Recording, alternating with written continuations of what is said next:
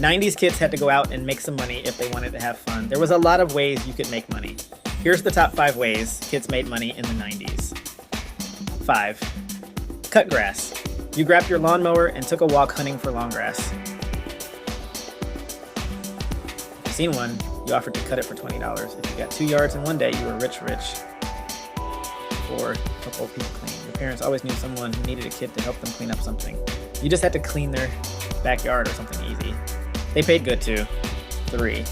Buying stuff with food stamps. You could always get quarters for the arcade by buying gum with food stamps. You had to go to several different stores to get enough quarters, but it was worth it. 2. Cleaning mom's purse. You could find some money in mom's purse.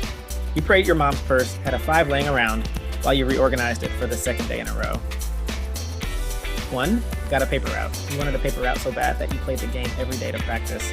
They never called you back though. Oh well, like and sub.